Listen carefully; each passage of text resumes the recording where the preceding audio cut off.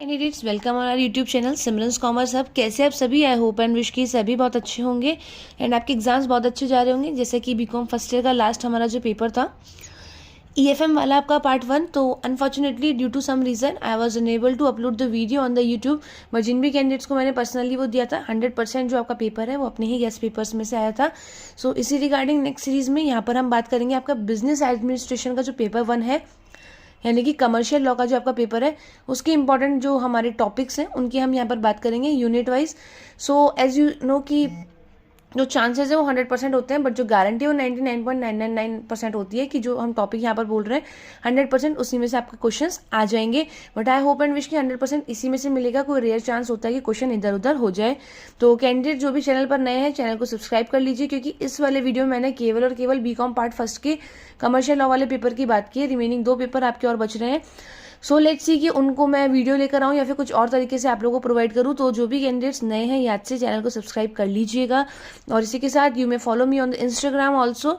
बात कर लेते हैं सेक्शन नंबर 1 की। तो यहाँ पर जो इंपॉर्टेंट क्वेश्चन है आपके, यानी कि एक वैध अनुबंध क्या होता है, वैलिड कॉन्ट्रैक्ट, उसका मीनिंग एंड कैरेक्टरिस्टिक्स। इसके बाद है all contracts are agreement but all agreements are not contracts explain. और इसी के साथ नेक्स्ट क्वेश्चन आपका आ जाएगा what is mean by discharge of a contract और describe the method of discharge of a contract. यानी कि आपका एक जो वैध अनुबंध होता है वो समाप्त कब होता है। नेक्स्ट है आपका state briefly the position of a minor.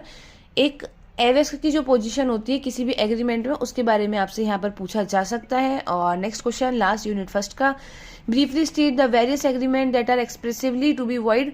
यानी कि जो व्यर्थ अनुबंध क्लियरली बताए गए हैं हमारे भारतीय अनुबंध अधिनियम में, उनके बारे में व्याख्या पूछी गई है। सेक्शन नंबर 2 में एजेंसी को डिफाइन कीजिए, how it is created and terminated, कैसे बनती है, कैसे बंद होती है, यानी कैसे समाप्त होती है और कभी अखंडनीय होती है। ठीक है। Distinguish between a contract of indemnity and guarantor in which circumstances are sureties discharge from his liability.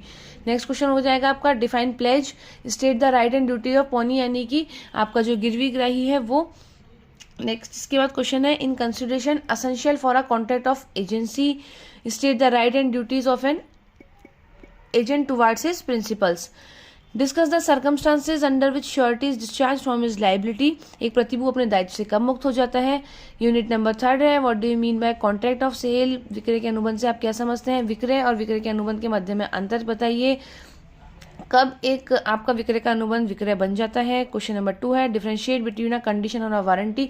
शर्त और वारंटी के बीच में अंतर बताइए। Under what circumstances can breach of condition be treated as breach of warranty.